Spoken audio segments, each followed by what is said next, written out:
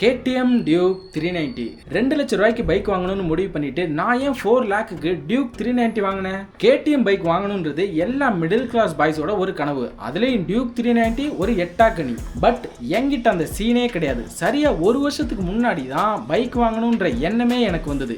எதனால என்னத்த சொல்றது, எல்லாம் கருமம். ஓகே, பைக் வாங்கலாம்னு முடிவு பண்ணியாச்சு. என்ன பைக் வாங்குறது?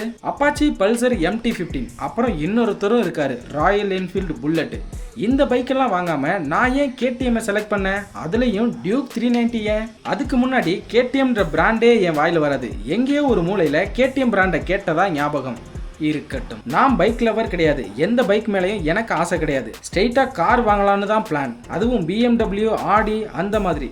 கொஞ்சம் ஓவரா இருக்குதுல்ல, அதுவும் இருக்கட்டும். KTM பத்தி நிறைய விமர்சனம் இருந்தது. KTM waste of money, plastic bike, இந்த மாதிரி பேசினவங்க மத்தியில அதை மறுத்து பேசாதவங்கள நானும் ஒருத்தன். ஃபர்ஸ்ட் ஒரு வருஷத்துக்கு முன்னாடி 2 லட்சம் ரூபாய்க்கு பைக் வாங்கணும்னு முடிவு பண்ணேன். ட்ரெண்டிங்ல என்ன பைக் இருக்குது? MT-15 Duke 200. RC வேரியன்ட் போகல. ஏன்னா R15, KTM RC 200, RC 390 இதெல்லாம் அந்த அளவுக்கு ரைடிங் ஃப்ரெண்ட்லியா இருக்காது. கூடவே பின்னாடி உட்கார்றவங்களுக்கும், அதாவது பில்லியனுக்கும் கம்ஃபர்டபுளா இருக்காது. மெயின்டெனன்ஸும் அதிகம். எதனாலன்னா எங்கேயாவது பைக் கீழே விழுந்து சைடு பேனல் எங்கேயாவது இடிச்சிருச்சுனாலோ ரைடிங்ல வைப்ரேஷன் ஆகும். அதனால சவுண்ட் நாய்ஸும் வரும். அதனால தான் RC வேரியன்ட் ஸ்போர்ட்ஸ் பைக் வாங்காம நேக்கட் பைக்கை செலக்ட் பண்ணேன். அப்போ ஒரு வழியா MT-15 டியூக் 200 வாங்கலாம்னு முடிவு பண்ணிட்டேன். மைலேஜ் வேணும்னா MT-15, பவர் வேணும்னா டியூக் 200. மைலேஜ் பிளஸ் பவர் அப்படி யோசிக்கவே கூடாது. மைலேஜ் தான் முக்கியம்னா ஸ்ப்ளெண்டர் பிளஸ் மாதிரி பைக் வாங்கிக்கலாம். எனக்கு mileage no problem, only power. அப்ப டியூக் 200 வாங்கிடலாம். டியூக் 200 பத்தி டீடைல்ஸ் ரிவ்யூ வீடியோஸ் பார்க்கும்போது தான் டியூக் 390 பார்த்தேன். வாவ், எனக்கு அந்த பைக்கை பத்தி ஒன்னும் தெரியாது. பட் எனக்கு 390ல பிடிச்சது பியூட்டிஃபுல்லான அந்த கலர் டிஸ்ப்ளே தான். அப்போ 390 வாங்கிடலாமா? பட் அதோட பிரைஸ் அரௌண்ட் 4 லேக். அப்புறம் மைலேஜும் ரொம்ப கம்மி, 16 தான் தரும். அதுக்காக எக்ஸ்ட்ரா 2 லட்சம் ரூபா ஸ்பெண்ட் பண்ணணுமா? ஏன்னா டியூக் 200 கம்பேர் பண்ணும்போது டியூக் 390 2 லட்சம் ரூபா அதிகம், அதாவது 4 லேக். என்ன பண்ணலாம்? டியூக் 390யோட டிஸ்ப்ளேவை டியூக் 200க்கு ஃபிட் பண்ண முடியுமான்னு பார்த்தேன். பண்ணலாம். அதுக்காக எக்ஸ்ட்ரா 30,000 ஸ்பெண்ட் பண்ணணும். பரவாயில்லைன்னு தோணுச்சு. ஆனா அதுக்கு இப்ப தேவையே இல்ல. இப்பதான் அவங்களே டியூக் 200க்கு TFT கலர் டிஸ்ப்ளே கொடுத்துட்டாங்களே. அப்புறம் ஏன் டியூக் 200 வாங்கலன்னா மறுபடியும் பவர், ரா பவர். அதுக்குள்ள டியூக் 390யோட பவர் என்ன இம்ப்ரெஸ் பண்ணிடுச்சு. அதுலயும் நான் பார்த்த அந்த ஒரு வீடியோ வாங்கினா 390 தான் முடிவு பண்ணிட்டேன். நீங்க அந்த வீடியோ பார்க்கணும்னா இன்ஸ்டால ஃபாலோ பண்ணிட்டு மெசேஜ் பண்ணுங்க. இது வரைக்கும் ஒரு ஹையர் சிசி பைக் கூட நான் ஓட்டினது கிடையாது. இப்போ டைரக்டா 390, அதுவும் KTM பிராண்ட்ல வேற லெவல்ல பைக் வாங்கணும்னு ஒரு வருஷத்துக்கு முன்னாடி தான் பிளான் பண்ணேன். இப்ப KTM ஷோரூம்ல, அதுவும் டியூக் 390 டெலிவரிக்காக. இது கனவுல இல்ல, கண்டிப்பா இல்ல, இது நிஜம். எனக்கு ஜாலியா இருக்கு. KTM வாங்கணும்னு முடிவு பண்ணதுக்கு அப்புறம் 2-3 ஷோரூம் போனேன். எங்கேயும் ஆரஞ்சு கலர் அவைலபிளா இல்ல. கடைசியா Avinashi road eagle motor KTM showroom visit பண்ணேன். அங்கேயும் ஆரஞ்சு கலர் அவைலபிளா இல்ல. So sad. அப்போ இன்னைக்கு பைக் டெலிவரி எடுக்க முடியாதுன்னு முடிவு பண்ணிட்டேன். ஆனா அவங்க எப்ப பைக் வேணும்னு கேட்டாங்க. எனக்கு இப்பவே வேணும், நான் உடனே டெலிவரி எடுத்துக்கிறேன்னு சொன்னேன். சரி ஓகே, 1 hour டைம் கொடுங்க, பைக்கை கொண்டு வந்துடுறோம்னு சொன்னாங்க. 1 hourல எப்படி பைக்கை கொண்டு வருவாங்க பார்த்துருவோம். என்ன கலர் வேணும்னு கேட்டாங்க. எனக்கு ஆரஞ்சு, ப்ளூ 2 கலரையும் கொண்டு வாங்க, நேர்ல பார்த்துட்டு ஒரு கலர் செலக்ட் பண்ணிக்கிறேன்னு சொன்னேன். சரி ஓகேன்னு சொல்லிட்டாங்க. என்ன மேஜிக், சொன்ன மாதிரியே 1 hourல டியூக் 390 ஆரஞ்சு, ப்ளூ 2 கலரையும் கொண்டு வந்துட்டாங்க. சோ ஹாப்பி, மறுபடியும் ஜாலி. இங்க தான் ஆரஞ்சு கலர் இருக்குதே ப்ரோன்னு கேட்டீங்கன்னா, நாம பாக்குற பைக் எல்லாமே புக் ஆனது. மாச கணக்குல இங்கே நிக்குது. என்ன ரீசன்னா பர்த்டே டேட், ஃபெஸ்டிவல் டேட், அப்புறம் நல்ல நாள்ல டெலிவரி எடுக்கிறதுக்காக. அட போங்கப்பா, பணம் கட்டிடுறேன், பைக்கை கையில கொடுத்துருங்க, அதுக்கப்புறம் எல்லா ஃபார்மாலிட்டிஸையும் முடிச்சுக்கலாம். நான் ஏற்கனவே ஆரஞ்சு கலர் செலக்ட் பண்ணிட்டேன். அப்புறம் ஏன் ப்ளூ கலர்னா யூடியூப்ல வீடியோ போட போறோம். ஆரஞ்சு, ப்ளூ, பிளாக் 3 கலரும் காட்டணும்ல. பிளாக் கலர் ஏற்கனவே இங்க அவைலபிளா இருந்தது. நான் ஏன் ஆரஞ்சு கலர் செலக்ட் பண்ணேன்? பிளாக், ப்ளூ கலர் ஏன் வாங்கலன்னா பிளாக்கும் ப்ளூவும் KTM லுக் கொடுக்காது.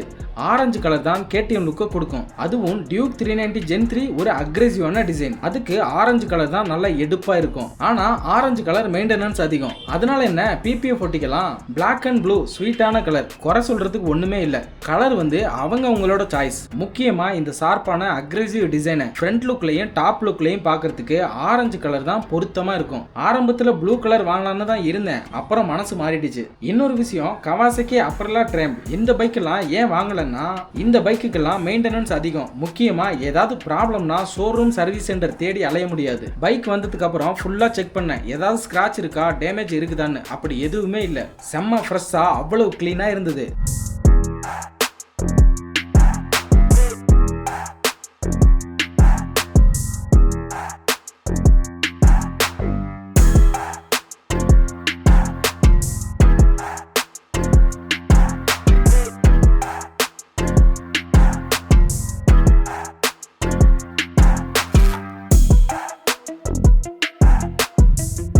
Again thank you so much eagle motor, KTM showroom, Avinashi road. ஒரு வழியா பைக் வந்ததுக்கு அப்புறம் எல்லா ஃபார்மாலிட்டிஸையும் முடிச்சுட்டு டெலிவரிக்கு உண்டான டெக்கரேஷன் வேலையை ஆரம்பிச்சிட்டோம். ஏன்னா இன்னைக்கு நமக்கு பைக் கிடைக்காதுன்னு நினைச்சேன். வேற ஒன்றும் இல்லை, ஸ்டாக் ப்ராப்ளம் தான். ஷோரூம் சைட்ல இருந்து டெக்கரேஷனுக்கு எதுவும் பண்ணல. டெக்கரேஷனுக்காக ஆரஞ்சு, பிளாக், ஒயிட் 3 கலர்ல பலூன் தேடி பிடிச்சு வாங்கிட்டு வந்துட்டோம். அது கூடவே ஸ்ப்ரே, கலர் பேப்பர் வெடிக்கிற டப்பா, மாலை, ஸ்மோக்கு, கேக்கு இதெல்லாம் வாங்கிட்டு வரதுக்குள்ள ஈவினிங் 4 o'clock மேல ஆயிடுச்சு. எல்லா ஃபார்மாலிட்டிஸ் கையெழுத்தெல்லாம் போட்டு முடிக்கிறதுக்குள்ள நம்ம பாய்ஸ் டெக்கரேஷன் வேலையை முடிச்சிட்டாங்க.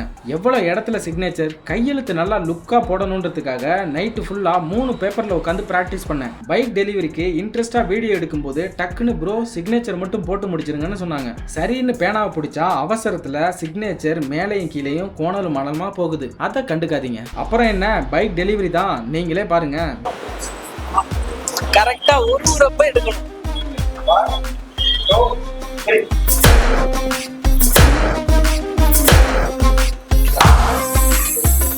ஆகா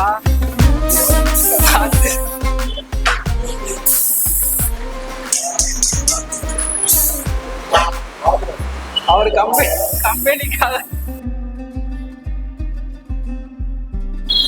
ஓகேவா?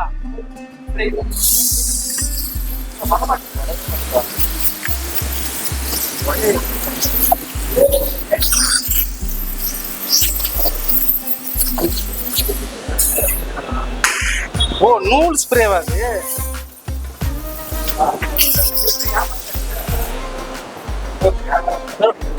Okay bro.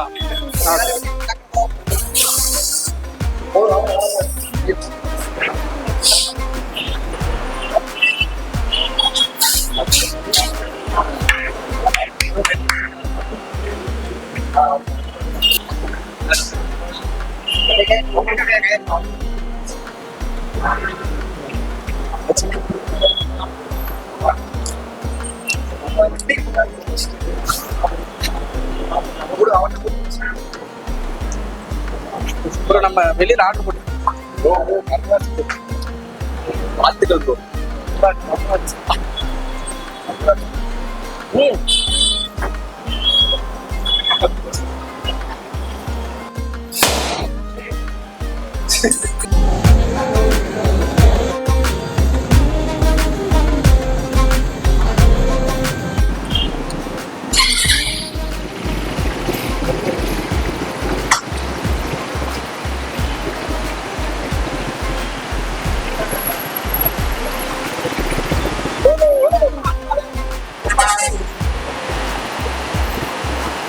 சைட்ல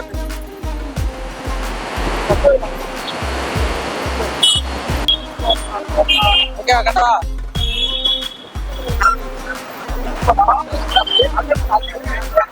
ப்ரோ வெடிச்சிடுச்சு தரத்துல ப்ரோ.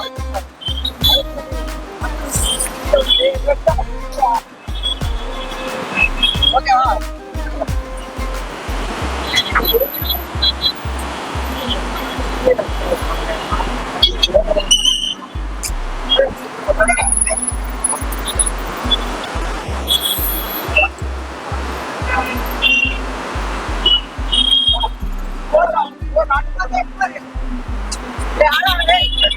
கீழே கீழே